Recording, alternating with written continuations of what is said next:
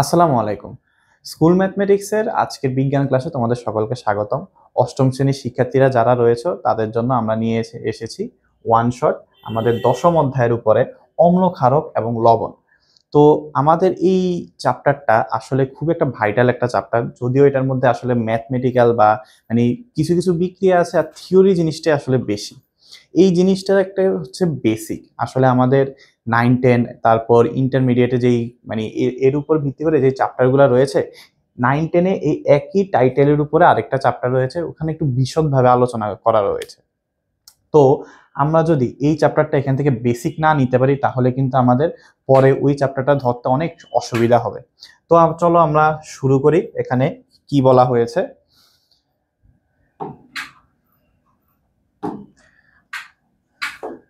প্রথমে দেখো অম্ল ক্ষারক এবং নির্দেশক। প্রথমে বুঝতে হবে অম্ল কি, ক্ষারক কি এবং নির্দেশক কি। অম্লর ইংলিশটা হচ্ছে অ্যাসিড, আমরা সহজ ভাষায় যাকে বলি। ক্ষারক হচ্ছে বেস এবং নির্দেশক হচ্ছে ইন্ডিকেটর।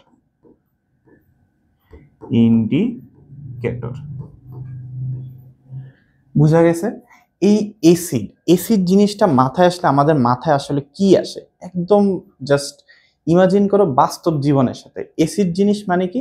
এসিড জিনিস সাধারণত, এসিড বলতে আমরা জানি ক্ষয়কারক পদার্থ। এটা আমাদের ত্বকে লাগুক বা অন্য কোনো জিনিসে লাগুক, কাঁচ এমন যে কোনো জিনিস ক্ষয় করতে পারে এসিড। তবে এসিডের প্রথমে যেটা আমাদের মাথায় আসবে, এসিডের মধ্যে আমরা তিনটা ঘর করি সুন্দর করে।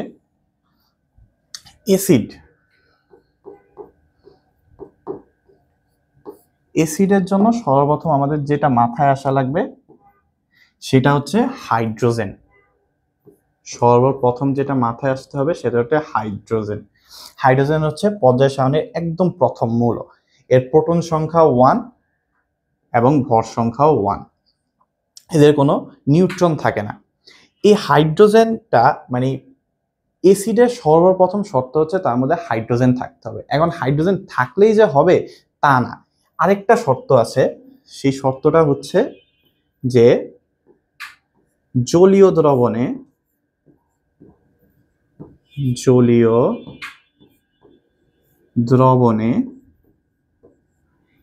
এসিড হাইড্রোজেন দান করে।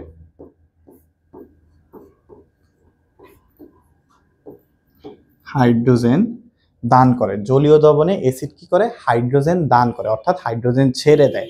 যেমন আমরা যদি একটা উদাহরণ দিই, একদম সহজ, সর্বপ্রথম আমাদের এসিড মাথায় আসে হাইড্রোক্লোরিক অ্যাসিড, যার সংকেত হচ্ছে HCl। এখন HCl কে যদি আমরা জলীয় দ্রবণে নেই তাহলে HCl কি করবে? হাইড্রোজেন প্লাস এবং ক্লোরিন মাইনাস দিবে। এখন ক্লোরিন মাইনাস কেন, হাইড্রোজেন প্লাস কেন? এটার জন্য তোমাদের যোজনী জানতে হবে। এই হাইড্রোজেনগুলো আসলে এখানে একটা প্রোটন আছে, তাদের সর্বশেষ শক্তি স্তরে ইলেকট্রন আছে। ক্লোরিনের সর্বশেষ শক্তি স্তরে আছে 17টা ইলেকট্রন। তো সেই হিসেবে ক্লোরিন আসলে একটা ইলেকট্রন আরেকজনের সাথে দিতে পারে। তো সেই হিসেবে ক্লোরিন একটা গ্রহণ করতে পারে আর হাইড্রোজেন একটা ইলেকট্রন দিতে পারে। তো সেই হিসেবে তারা একে অপরের সাথে আকর্ষণের মাধ্যমে যে বন্ধনটা সৃষ্টি করে তার মাধ্যমে তারা হাইড্রোক্লোরিক অ্যাসিড সৃষ্টি করে। এখন পানির মধ্যে তারা কি করে? এই হাইড্রোক্লোরিক অ্যাসিডটা ভেঙে তৈরি হয় কি? হাইড্রোজেন আয়ন এবং ক্লোরাইড আয়ন। এই যে হাইড্রোজেন আয়নটা দিল, এটাই হচ্ছে অ্যাসিডের ধর্ম। অর্থাৎ অ্যাসিডের সাধারণত আমরা দুইটা বৈশিষ্ট্য জানলাম, একটা হচ্ছে হাইড্রোজেন অবশ্যই থাকতে হবে,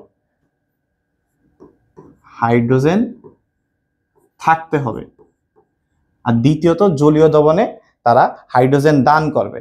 আবার যদি আমরা আরেকটা দেখি, যে মনে করো HNO3, এটা হচ্ছে নাইট্রিক অ্যাসিডের সংকেত। তাহলে নাইট্রিক অ্যাসিড যদি ভাঙে জলীয় দ্রবণে আমরা পাবো H+NO3-। এখানে NO3- আবার যৌগমূলকে এখানে যার যোজনী হচ্ছে 1, হাইড্রোজেনের যোজনী 1, যার কারণে তারা পরস্পর মিলে তৈরি করেছে কি? Nitric acid. এখন অ্যাসিড নিয়ে আরো কিছু কথা। অ্যাসিডের কিছু ধর্ম বৈশিষ্ট্য আছে যেটা আমরা একটু পরেই জানতে পারবো। এই অ্যাসিডটা সাধারণত আমরা দুইটা ভাগে ভাগ করতে পারি। দুইটা ভাগ কি কি? অনেকে এটা আগেও পড়েছো, যে একটা হচ্ছে জৈব অ্যাসিড, জৈব, আর একটা হচ্ছে অজৈব। অজৈব। এখন জৈব অ্যাসিড আমরা যদি ইংলিশে লিখি অর্গানিক, আর আরেকটা হচ্ছে ইনঅর্গানিক। ইনঅর্গানিক। দুইটা অ্যাসিড, মানে দুই ধরনের আমরা অ্যাসিড পাই। এখন এটা উদাহরণগুলো আসলে জানা থাকাটা ভালো। অজৈবর মধ্যে কি আছে? যে হাইড্রোক্লোরিক অ্যাসিড, নাইট্রিক অ্যাসিড, তারপরে পারক্লোরিক অ্যাসিড HClO4, তারপরে আছে H3PO4 ফসফরিক অ্যাসিড, তারপরে H2SO4 সালফিউরিক অ্যাসিড। তারপরে এই কটা আপাতত মনে রাখো। জৈব অ্যাসিডের মধ্যে কি কি আছে? সর্বপ্রথম যেটা আসে সেটা হচ্ছে সাইট্রিক অ্যাসিড। সাইট্রিক অ্যাসিড কোথায় পাওয়া যায়? জৈব অ্যাসিড বলতে আসলে কি বোঝায়? জৈব অ্যাসিড হচ্ছে যেটা আমরা যা সাধারণত খাবারের মধ্যে পাই, খাবারের মধ্যে। আর জৈব অ্যাসিডের একটা গুরুত্বপূর্ণ বৈশিষ্ট্য হলো এরা দুর্বল অ্যাসিড। দুর্বল অ্যাসিড। আর অজৈবর একটা গুরুত্বপূর্ণ বৈশিষ্ট্য কি? এরা সবল অ্যাসিড, অন্তত অর্গানিকের থেকে সবল, মানে জৈব অ্যাসিড থেকে সবল অজৈব অ্যাসিডগুলো। তো সর্বপ্রথম আসে সাইট্রিক অ্যাসিড। সাইট্রিক অ্যাসিডের সংকেত কি? সাইট্রিক অ্যাসিডের সংকেত হলো C6H8O7। এটা হচ্ছে সাইট্রিক অ্যাসিডের সংকেত। এটা অনেক মানে গাঠনিক সংকেত আছে, সেটা তোমাদের লেভেলে লাগবে না। তারপরে যদি আমরা খেয়াল করি, একদম সর্বপ্রথম যে অ্যাসিডটা, সবচেয়ে ছোট যে অ্যাসিড, সেটা হচ্ছে ফর্মিক অ্যাসিড। Formic acid. তারপরে তোমরা মনে রাখতে পারো CH3COOH বা ইথানোয়িক অ্যাসিড। ইথানোয়িক অ্যাসিড, অথবা এটাকে অ্যাসিটিক অ্যাসিডও বলা হয়। Acetic acid. এছাড়াও আরেকটা মনে রাখতে পারো COOH, অথবা এটাকে এইভাবেও লেখা হয় C2H2O4। এটাকে বলা হয় অক্সালিক অ্যাসিড। Oxalic acid. অর্থাৎ অর্গানিক এবং ইনঅর্গানিক এই কয়টা অ্যাসিডের নাম মোটামুটি মনে রাখলে তোমাদের জন্য যথেষ্ট। আমরা সামনে এগুলার অনেক গুরুত্বপূর্ণ কাজ আছে এই চ্যাপ্টারে, তোমাদের অবজেক্টিভের জন্য ভেরি ভেরি ভেরি ইম্পর্টেন্ট। এখান থেকে অনেকগুলো কাজ, যেমন এই যে তোমাদের হাইড্রোক্লোরিক অ্যাসিডের কাজ, নাইট্রিক অ্যাসিডের কাজ, সালফিউরিক অ্যাসিডের কাজ, এগুলো অনেক জায়গায় আসে। তোমাদের যারা সামনে বৃত্তি পরীক্ষা দিবে তাদের জন্য খুবই খুবই ইম্পর্টেন্ট এই চ্যাপ্টারে অবজেক্টিভ অংশটা। আচ্ছা, আমরা মোটামুটি অ্যাসিড সম্পর্কে জানলাম। অ্যাসিডের আরেকটা আছে, মানে তাদের একটা ধর্ম আছে যে অ্যাসিড সব সময় কি করবে? অ্যাসিড ক্ষারকের সাথে বিক্রিয়া করে লবণ তৈরি করবে। অর্থাৎ acid plus base equal to হবে সল্ট। সামনে আমরা কিছু বিক্রিয়া দেখব। আচ্ছা, এখানে একটা বিক্রিয়া দেখাই, একদম সহজ একটা বিক্রিয়া। সোডিয়াম হাইড্রোক্সাইড, এটা একটা ক্ষারক। কেন ক্ষারক সামনে বলবো, আপাতত এখানে লিখি যে বেস সোডিয়াম হাইড্রোক্সাইড। তার সাথে যদি আমরা একটা অ্যাসিড, হাইড্রোক্লোরিক অ্যাসিড, তোমরা যে কোনো অ্যাসিড দিয়ে করতে পারো, আমি সবচেয়ে সহজটা দিয়ে করাচ্ছি। অ্যাসিড যদি তারা বিক্রিয়া করে, কি তৈরি করবে? এখান থেকে যাবে সোডিয়াম, এখান থেকে যাবে ক্লোরিন বা ক্লোরাইড। তৈরি হবে কি সোডিয়াম ক্লোরাইড। সোডিয়াম ক্লোরাইড হচ্ছে লবণ।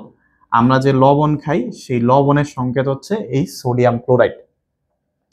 আর কি আছে, বাকি আছে কি দুইটা হাইড্রোজেন এবং একটা অক্সিজেন, তাহলে কি তৈরি হবে পানি।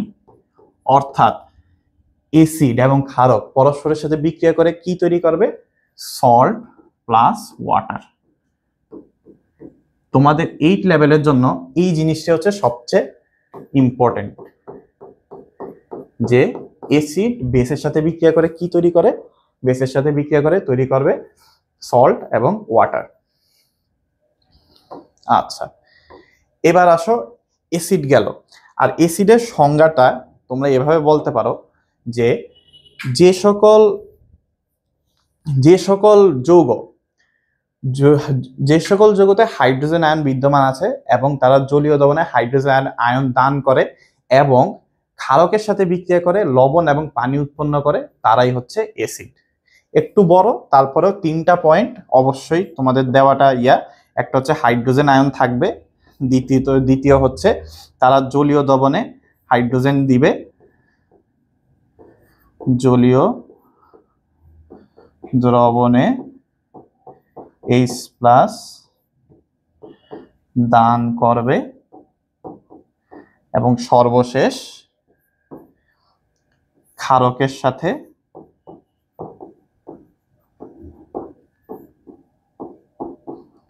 লবণ ও পানি উৎপন্ন করবে।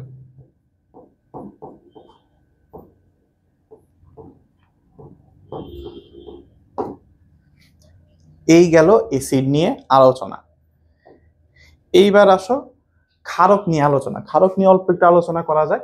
ক্ষারক কি? ক্ষারক জিনিসটা হচ্ছে সর্বপ্রথম হচ্ছে ধাতুর অক্সাইড।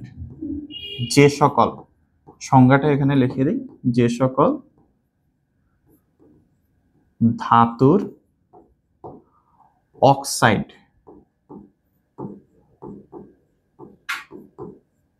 অথবা হাইড্রোক্সাইড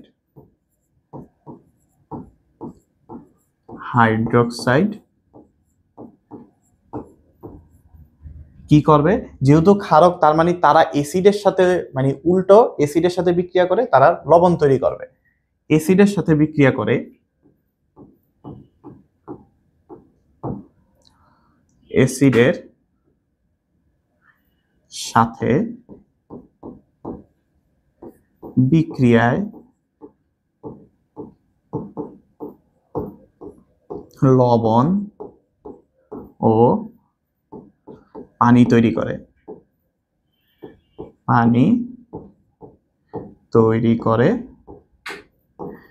তাদের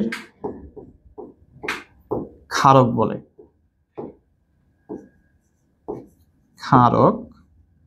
বলে। এই যে ক্ষারক, অর্থাৎ তারা কি করবে, তাদের মধ্যে ধাতুর অক্সাইড থাকবে অথবা হাইড্রোক্সাইড থাকবে। এখন ধাতুর অক্সাইড বলতে কি বোঝো?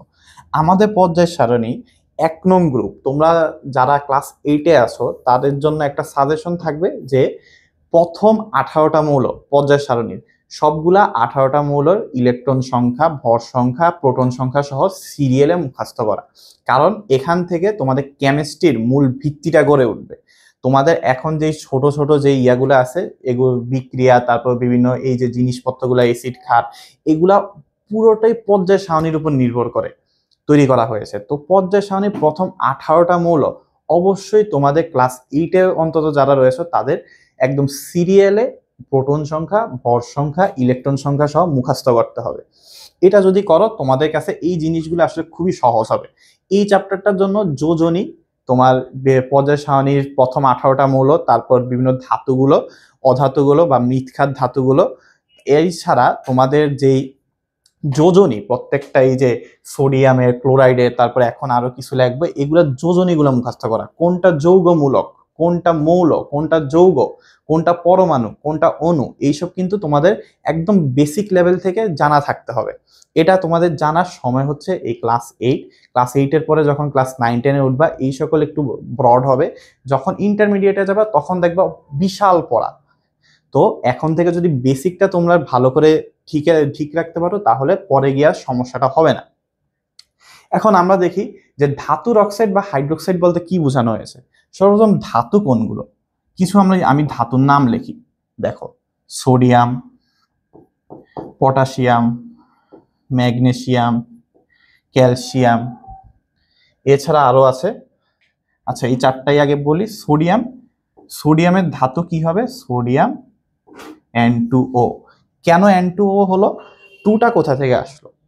আমরা কি জানি যে সোডিয়াম এবং অক্সাইড, এটার জন্য আলাদা একটা ইয়াতে যাই,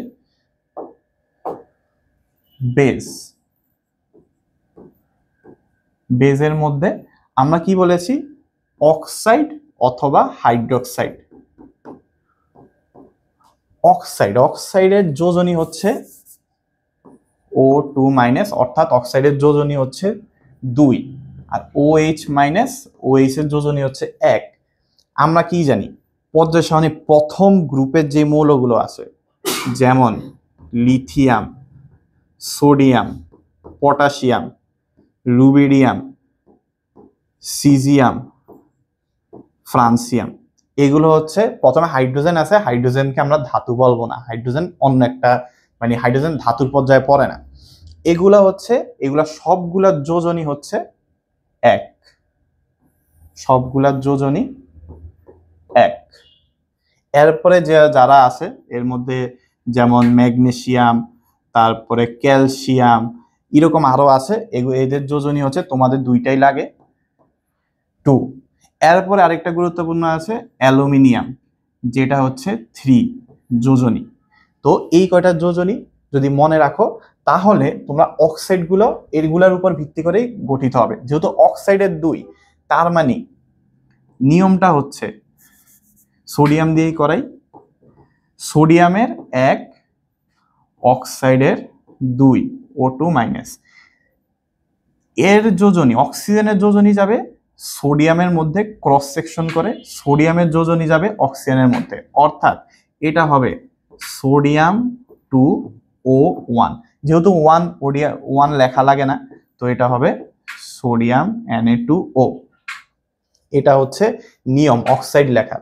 একইভাবে যদি হাইড্রোক্সাইড লিখি, হাইড্রোক্সাইডের ক্ষেত্রে Na+OH-।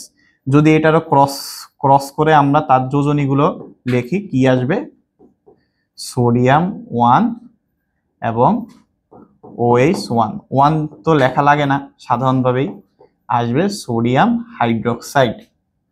তো এরকম ভাবে আমরা সবগুলারটা লিখতে পারি। এখানে যা যা আমরা লিখেছিলাম, সোডিয়াম অক্সাইড অথবা সোডিয়াম হাইড্রোক্সাইড। এছাড়া পটাশিয়াম K2O, সোডিয়াম K2O আর KOH। একইভাবে ম্যাগনেসিয়ামের ক্ষেত্রে এটাতে আবার একটু চেঞ্জ আসবে। কি চেঞ্জ আসবে? যে ম্যাগনেসিয়ামের যোজনী 2, অক্সিজেনেরও যোজনী 2। তো আমরা যদি তাদের ক্রস সেকশন করে দিই, আবার কি আসবে? Magnesium 2O2। এখন দুইটাই যেহেতু 2, কাটাকাটি করে আমরা কি পাবো? Magnesium oxide. একইভাবে যদি ম্যাগনেসিয়াম হাইড্রোক্সাইডেরটা করি, ম্যাগনেসিয়াম 2+OH-। এখানে দেখো যে OH এর কিন্তু যোজনী 1 আর এটা 2, ক্রস সেকশন করলে কি আসবে? Mg1OH2।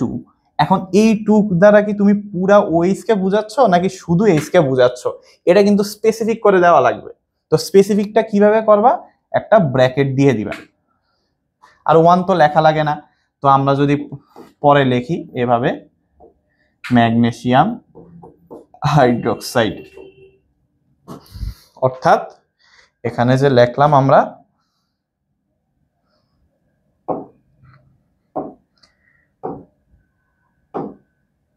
এই হচ্ছে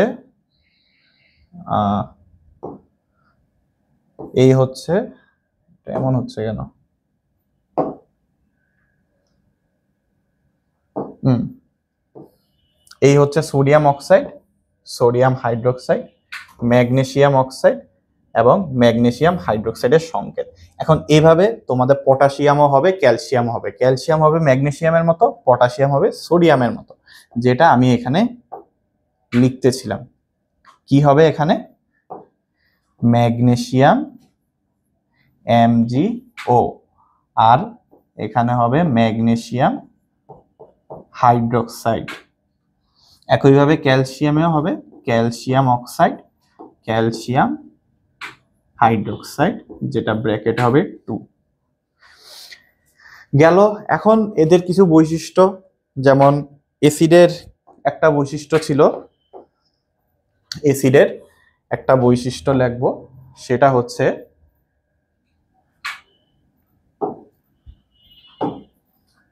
অ্যাসিড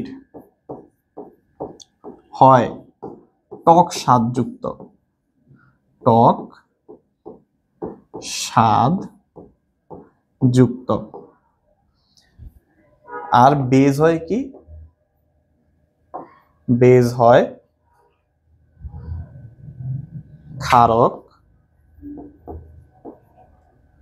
হয় কটু স্বাদযুক্ত, কটু স্বাদ যুক্ত।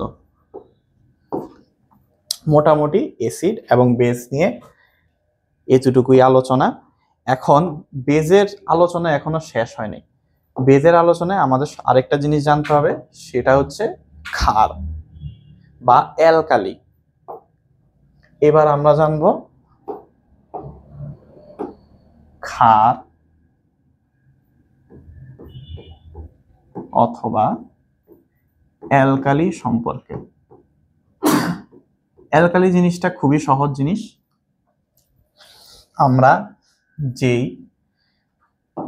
যেই বেজ বা যে ক্ষারকগুলো দেখেছি, আমরা যদি কয়েকটা লিখি, যেমন সোডিয়াম হাইড্রোক্সাইড, পটাশিয়াম হাইড্রোক্সাইড, তারপরে ক্যালসিয়াম হাইড্রোক্সাইড,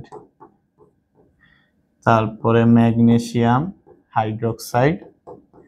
একই সাথে যেহেতু অ্যালুমিনিয়ামের যোজনী 3 ছিল, যার কারণে হাইড্রোক্সাইডের ক্ষেত্রে হবে 3, আর অ্যালুমিনিয়াম অক্সাইডের হবে Al2O3। এটা হচ্ছে অ্যালুমিনিয়াম অক্সাইডের সংকেত। এছাড়া আরেকটা লিখবো NH3। এখন খেয়াল করো, এখানে আমি যা লিখেছি সবগুলা কিন্তু ক্ষারক, সবগুলাই হচ্ছে বেজ। এখানে যা লিখেছি সবগুলো বেজ। এখন বেজের গুলা অ্যালকালি হতে গেলে তাদের কি বৈশিষ্ট্য থাকতে হবে? সর্বপ্রথম যে বৈশিষ্ট্য থাকতে হবে, একটাই বৈশিষ্ট্য থাকতে হবে, সেটা হচ্ছে যে সকল ক্ষারক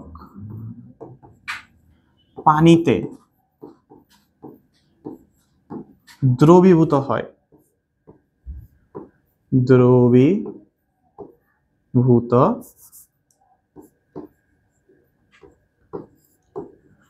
দ্রবীভূত যে সকল ক্ষারক পানিতে দ্রবীভূত হয় তাদের কি বলা হয়? ক্ষার বলা হয়। ক্ষার বা অ্যালকালি বলা হয়। এখানে দেখো, এখানে যতগুলা আছে একমাত্র এই অ্যালুমিনিয়াম হাইড্রোক্সাইড ছাড়া বাকি সবগুলা পানিতে দ্রবীভূত হয়। এগুলা সবগুলা পানিতে দ্রবীভূত হয় কিভাবে? যেমন NH3টা যদি দেখাই, NH3 প্লাস H2O যদি আমরা করি, আমরা কি পাবো? অ্যামোনিয়াম হাইড্রোক্সাইড, যেটা পানিতে দ্রবীভূত হয়, আর প্লাস কি পাবো আমরা? NH3 একটা H, এখানে অ্যামোনিয়াম হাইড্রোক্সাইডই পাবো, অ্যামোনিয়াম হাইড্রোক্সাইড, যেটা পানিতে দ্রবীভূত হয়। এছাড়াও আমরা যদি আর দেখি ক্যালসিয়াম অক্সাইড, এটা হচ্ছে চুনের পানি, এটাকে বলা হয় এটা একটা নাম আছে তোমাদের জন্য খুবই গুরুত্বপূর্ণ, চুন, এটাকে বলা হয় চুন, আর বা লাইম। লাইম এটার সাথে যখন আমরা পানি যোগ করব কি তৈরি হবে? Calcium hydroxide. এই ক্যালসিয়াম হাইড্রোক্সাইডকে বলা হয় lime of water. Lime of water বলা হয় এই ক্যালসিয়াম হাইড্রোক্সাইডকে। আচ্ছা, ক্যালসিয়াম একটা, এখানে দুইটা অক্সিজেন দুইটা হাইড্রোজেন, ঠিক আছে। এই হচ্ছে ক্ষার এবং ক্ষারকের সম্পর্ক। অতএব আমরা একটা জিনিস বলতে পারি, একটা সিদ্ধান্ত নিতে পারি। সিদ্ধান্তটা কি? যে সকল ক্ষার, সকল ক্ষারই ক্ষারক, তবে সকল ক্ষারক ক্ষার নয়।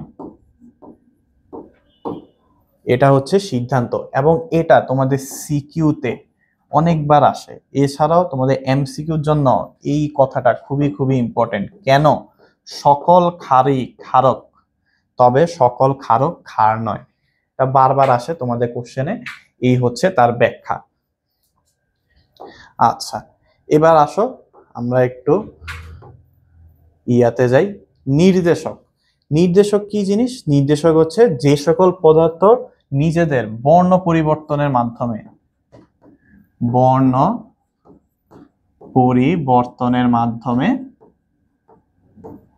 পরিবর্তনের মাধ্যমে কি প্রকাশ করবে? অ্যাসিড। মানে যেই যৌগটা দেওয়া হচ্ছে সেটা কি অ্যাসিড নাকি ক্ষার নাকি নিরপেক্ষ? নিরপেক্ষ। এখন এখানে কি কি ব্যবহার করা হয়? সর্বপ্রথম সবচেয়ে পরিচিত জিনিস হচ্ছে লিটমাস। লিটমাস কাগজ ব্যবহার করা হয়। 2 নম্বরে কি ব্যবহার করা হয়? ফেনপথেলিন। শুধু নামগুলা জানলেই হবে তোমাদের ইয়াতে পর্যায়ে, ফেনপথেলিন। 3 নম্বরে কি ব্যবহার করা হয়? 3 নম্বরে ব্যবহার করা হয় মিথাইল অরেঞ্জ। আগে মিথাইল অরেঞ্জ, তারপরে মিথাইল রেড। Methyl orange. তারপরে 4 নম্বরে ব্যবহার করা হয় মিথাইল রেড। এছাড়া কি ব্যবহার করা হয়? 5 নম্বরে বর্তমানে গোলাপ জলও ব্যবহার করা হয়। এছাড়াও 6 নম্বরে সাধারণত আধুনিক পদ্ধতিতে পিএইচ মিটার ব্যবহার করা হয়। PH metre. এগুলো হচ্ছে নির্দেশক বা ইন্ডিকেটর।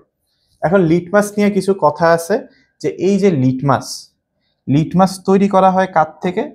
এক ধরনের উদ্ভিদ থেকে, যাকে বলা হয় লাইকেন।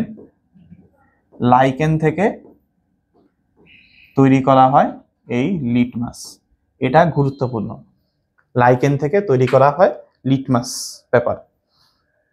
আচ্ছা, তাহলে গেল অ্যাসিড বেস নির্দেশক। এখন আসো অ্যাসিড এবং ক্ষারকের ব্যবহারগুলো মানে তোমাদের এই চ্যাপ্টারটা শুধুমাত্র ব্যবহার দিয়েই, মানে ব্যবহারই সবচেয়ে বেশি। ব্যবহারগুলো কি কি আছে চলো আমরা দেখি। অ্যাসিড যে ব্যবহার, অ্যাসিড সবচেয়ে বড় ব্যবহার হচ্ছে আমাদের শরীরে আমরা অ্যাসিড গ্রহণ করি খাবারের মাধ্যমে। এখন খাবারের মাধ্যমে কোথায় কোন অ্যাসিড পাওয়া যায় তোমাদের বইয়ে সুন্দর করে চার্টে দেওয়া আছে। যেমন আমি যদি বলি লেবু, আঙুর, তারপর কমলা, এগুলোয় কি পাওয়া যায়? Citric acid. Citric acid. এছাড়া তেঁতুলে কি পাওয়া যায়? তেঁতুলে পাওয়া যায় টার্টারিক অ্যাসিড। Tartaric acid. তারপরে আমলকিতে কি পাওয়া যায়? Ascorbic acid. Ascorbic acid. Ascorbic acid. তারপরে টমেটোতে কি পাওয়া যায়? টমেটোতে পাওয়া যায় অক্সালিক অ্যাসিড।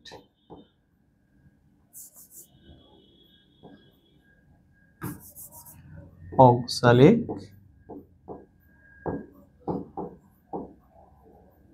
অ্যাসিড। এছাড়া সাধারণত আপেল, তারপর আনারস, এছাড়া অথবা পাকা আমে, পাকা আম অর্থাৎ কিছুটা মিষ্টি, তাদের কি পাওয়া যায়? Malic acid. Malic acid. এটা হচ্ছে খাবারের ক্ষেত্রে অ্যাসিড এবং ক্ষারকের ব্যবহার।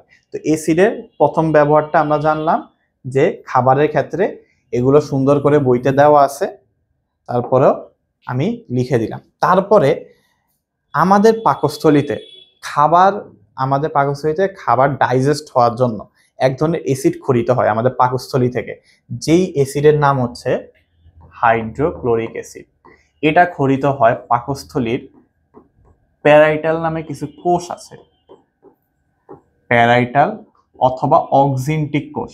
তোমরা প্যারাইটাল কোষই মনে রাখো, যদি কেউ এক্সট্রা মনে রাখতে চাও মনে রাখতে পারো যে অক্সিনটিক কোষ বা প্যারাইটাল কোষ থেকে কি খরিত হয়? Hydrochloric acid. এখন হাইড্রোক্লোরিক অ্যাসিডটা যখন তীব্র হয়ে যায়, মানে আমাদের অনেকে আছে অনেকক্ষণ না খেয়ে থাকে, না খেয়ে থাকার কারণে তাদের হাইড্রোক্লোরিক অ্যাসিডটা এত বেশি খরিত হয় যে আমাদের অ্যাসিডিটি শুরু হয়ে যায়। এখন অ্যাসিডিটি হলে আমরা সাধারণত কি করি? গ্যাস্ট্রিকের ওষুধ খাই। গ্যাস্ট্রিক ওষুধের মধ্যে সবচেয়ে পরিচিত যেটা হচ্ছে সেটা হচ্ছে অ্যান্টাসিড, অ্যান্টাসিডের সিরাপ। এখন অ্যান্টাসিডের মধ্যে কি থাকে? অ্যান্টাসিডের মধ্যে থাকে সাধারণত ম্যাগনেসিয়াম হাইড্রোক্সাইড এবং অ্যালুমিনিয়াম হাইড্রোক্সাইড। যেহেতু হাইড্রোক্লোরিক অ্যাসিড একটা অ্যাসিড, এখন অ্যাসিডকে প্রশমিত করার জন্য কি লাগবে? অ্যাসিড প্রশমিত করার জন্য লাগবে ক্ষারক। তো সেই ক্ষারক কি? ম্যাগনেসিয়াম হাইড্রোক্সাইড এবং অ্যালুমিনিয়াম হাইড্রোক্সাইড। তাহলে তারা যদি বিক্রিয়া করে, কিভাবে তাদেরকে প্রশমিত করছে? এই বিক্রিয়াটা তোমাদের লেভেলের জন্য খুবই ইম্পর্টেন্ট। তারা ম্যাগনেসিয়াম ক্লোরাইড লবণ এবং তৈরি করবে কি? পানি।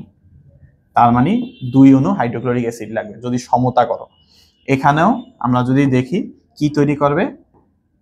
অ্যালুমিনিয়াম ক্লোরাইড 3 প্লাস H2O, এখানেও 2 আসবে। এখানে দেখো 3টা ক্লোরাইড লাগছে, যার কারণে এখানে 3 এসে পড়বে, আর 3টা H2O, যার কারণে এখানে 3 এসে পড়বে। এটা হচ্ছে সমতাকরণ। অর্থাৎ এখানে যে অ্যালুমিনিয়াম ক্লোরাইড, ম্যাগনেসিয়াম ক্লোরাইড, এরা দুজন হচ্ছে সল্ট, এরা দুজন হচ্ছে সল্ট বা লবণ। এভাবে আমাদের পাকস্থলীতে আমাদের আমরা যে খাবার খাই, খাবার খাওয়ার পরে যে অ্যাসিডিটিটা হয়, যে অ্যাসিডটা বের হয়, এই অ্যাসিডটাকে প্রশমিত করা হয়। তাহলে আমরা 2টা ব্যবহার জানলাম। এছাড়া এবার ছোট ছোট কিছু ব্যবহার আছে। ছোট ছোট ব্যবহারের মধ্যে সর্বপ্রথম হচ্ছে আমাদের মৌমাছির কামড় যদি কোনো সময় খেয়ে থাকো, মৌমাছি বা অনেক সময় মানে মৌমাছির কামড়ে তীব্র ব্যথা হয়, যারা কামড় খেয়েছো তারা বলতে পারবা।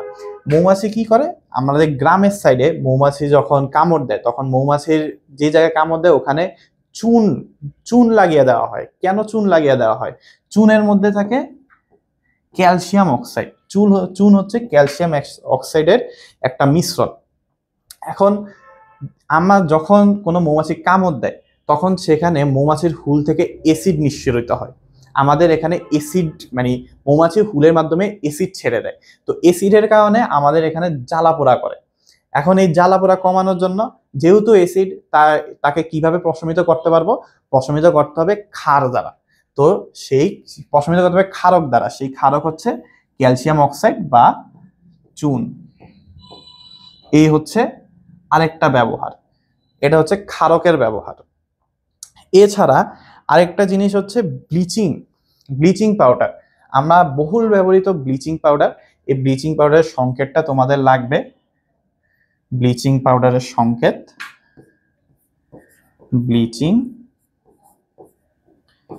ব্লিচিং এর সংকেত কি? CaOCl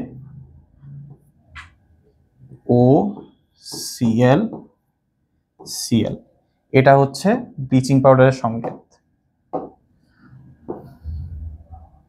CaOCl এবং শেষে ব্র্যাকেটে বাইরে Cl, এটা হচ্ছে ব্লিচিং পাউডারের সংকেত এবং এটা খুবই তোমাদের লেভেলের জন্য খুবই গুরুত্বপূর্ণ।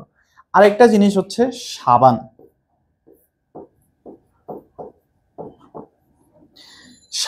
সাবান আমরা দেখেছি যে একটু পিচ্ছিল হয়, তো সেই হিসাবে সাবান হচ্ছে একটা ক্ষার জাতীয় পদার্থ, যেহেতু সেটা পিচ্ছিল, পানিতে দ্রবীভূত হয়।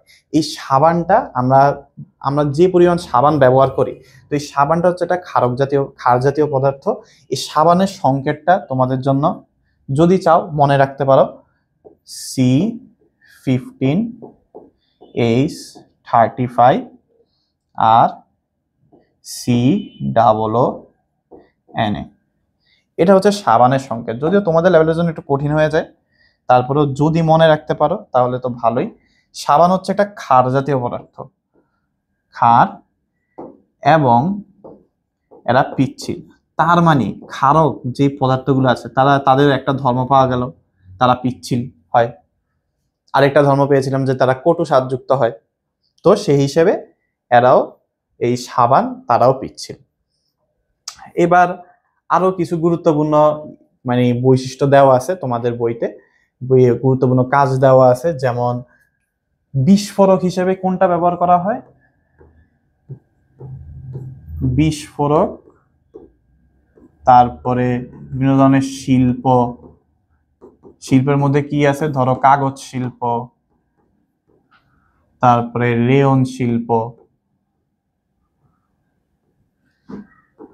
রেয়ন শিল্প, এগুলায় ব্যবহার করা হয় উভয় নাইট্রিক অ্যাসিড এবং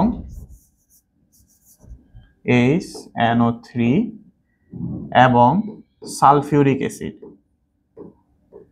দুইটাই ব্যবহার করা হয়। একটা পাওয়া গেল। এরপরে আমরা আরেকটা দেখব, গেল বিস্ফোরক এবং শিল্প। বিভিন্ন ধরনের ইলেকট্রনিক্স ব্যাটারি, যেমন আইপিএস, গাড়ি, আইপিএস, তারপরে টর্চ লাইট,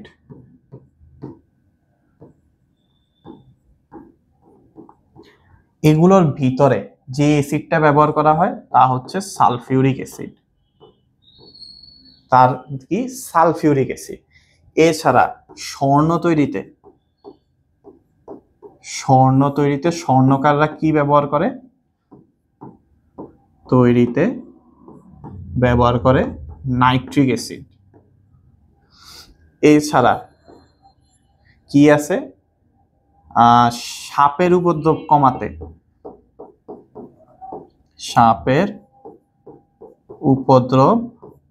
কমাতে আগে গ্রামে যখন সাপের উপদ্রব বেড়ে যেত, তখন গ্রামের মানুষরা কি করত? বাড়ির চারপাশে কার্বলিক অ্যাসিড ছিটিয়ে দিত। এখনো দেয়, গ্রামে যেখানে সাপের উপদ্রব বেশি সেখানে কার্বলিক অ্যাসিড ছিটিয়ে দেয়। আর কি আছে? বিমানের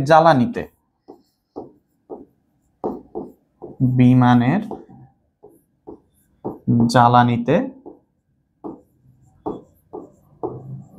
ব্যবহার করা হয় নাইট্রিক অ্যাসিড।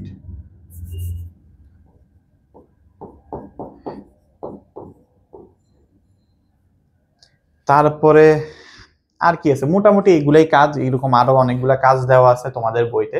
তো কাজগুলা তোমরা পড়ে নিও, আমার যতটুকু সম্ভব আমি দেখিয়েছি এবং ইম্পর্টেন্ট গুলো আমি দেখানোর চেষ্টা করেছি। এই কাজগুলা ইম্পর্টেন্ট, বিশেষ করে এমসিকিউর জন্য আর লিখিতর জন্য মোটামুটি ইম্পর্টেন্ট। তো এই হচ্ছে তোমাদের কাজ অ্যাসিড এবং ক্ষারের। এখন অ্যাসিড এবং ক্ষারের ব্যবহার আমরা পড়লাম।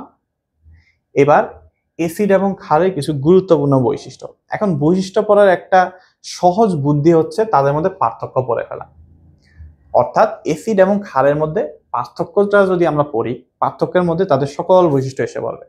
আর বৈশিষ্ট্য আমি অলরেডি অনেকগুলো বৈশিষ্ট্যের কথা বলেছি, আরো কয়েকটা বৈশিষ্ট্যের কথা বলবো।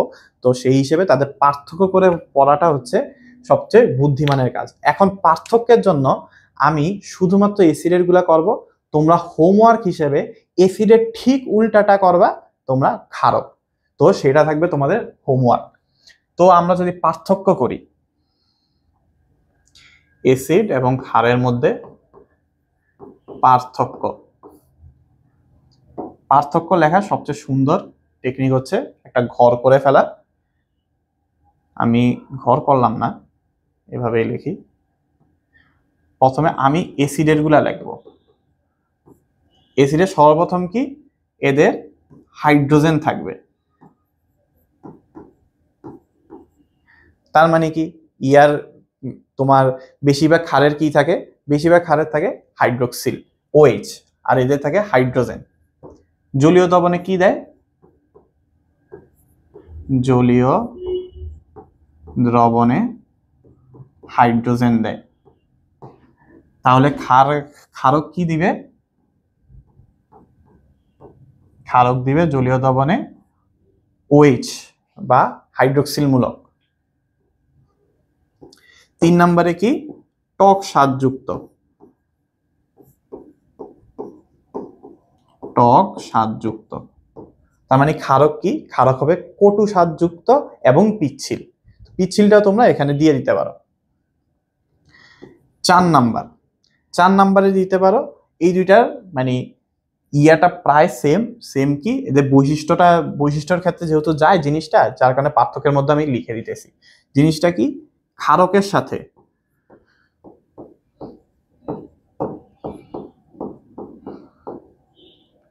বিক্রিয়ায়, ক্ষারকের সাথে বিক্রিয়ায় লবণ ও পানি উৎপন্ন করে। 5 নাম্বার, এই যে অ্যাসিডের ক্ষেত্রে একটা জিনিস ইয়া করা যায় যে অ্যাসিডের সাথে যদি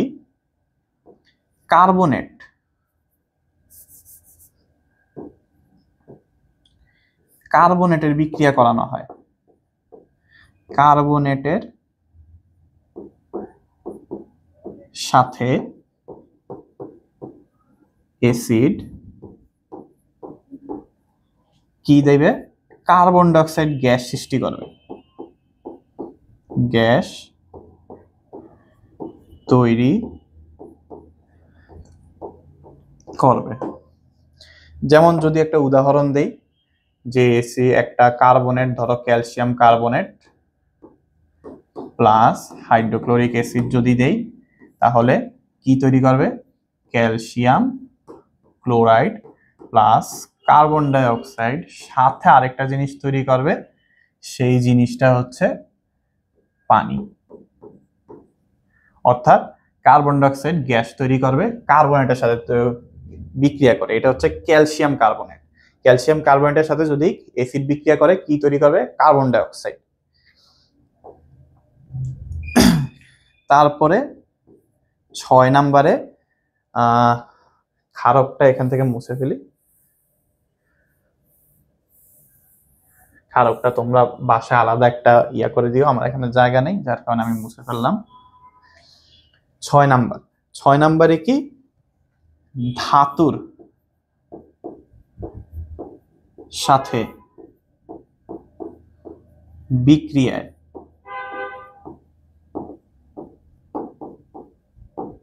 হাইড্রোজেন H2 তৈরি করে। কিভাবে তৈরি করে H2? আমরা যদি দেখি ধাতু, মনে করো সোডিয়াম একটা ধাতু, যদি হাইড্রোক্লোরিক অ্যাসিডের সাথে আমরা বিক্রিয়া করাই তাহলে কি আসবে? এটা লাগবে না, সমতা করা। সোডিয়াম প্লাস HCl কি তৈরি হবে? Sodium chloride plus H2। অর্থাৎ সোডিয়াম এখানে একটাই থাকবে, ক্লোরাইড, হ্যাঁ ঠিক আছে, সোডিয়াম ক্লোরাইড এবং H2 গ্যাস উৎপন্ন হবে। এই হচ্ছে তাদের আরেকটা বৈশিষ্ট্য। এখন একইভাবে এর বিপরীতটা করে ফেলবা, তাহলে ক্ষারকেরটা হয়ে যাবে। এই হচ্ছে অ্যাসিড এবং ক্ষারের যা বৈশিষ্ট্য আছে তা। তো আমরা ক্লাসের প্রায় শেষ মুহূর্তে এসে পড়েছি। অম্ল, ক্ষারক এবং লবণ শনাক্তকরণ। শনাক্তকরণ আমরা আগেই দেখেছি যে শনাক্তকরণ আমরা সাধারণত ইন্ডিকেটর বা নির্দেশক দিয়ে করে থাকি। এগুলোর মধ্যে যেমন আমরা বলেছি যে litmus, phenolphthalein, methyl orange, methyl red, গোলাপ জল, তারপর আরো অনেক কিছু আছে। তো সেগুলোর মধ্যে কয়েকটা সম্পর্কে, লিটমাসটা সম্পর্কে আসলে আমরা বেশি পরিচিত। কিভাবে লিটমাসটা কাজ করে? লিটমাস আগেই বলেছিলাম যে লিটমাস লাইকেন থেকে তৈরি করা হয়, লাইকেন নামক একটা উদ্ভিদ থেকে। এখন লিটমাসটা সাধারণত হয় লাল রঙের, লিটমাসটা হয় সাধারণত লাল রঙের। যখন সেটাকে ক্ষারের মধ্যে নেওয়া হয় তখন সেটা কি হয়? সেটা নীল রং হয়ে যায়। একইভাবে যখন লিটমাসকে আবার এই যে নীল লিটমাসটাকে নেওয়া হবে অ্যাসিডের মধ্যে, লিটমাসটা কি হবে? লিটমাসটা লাল হয়ে যাবে। এটা হচ্ছে লিটমাসের কাজ করার পদ্ধতি। তো লিটমাস দিয়ে আমরা সাধারণত অম্ল, ক্ষারক এবং লবণ শনাক্ত করে থাকি।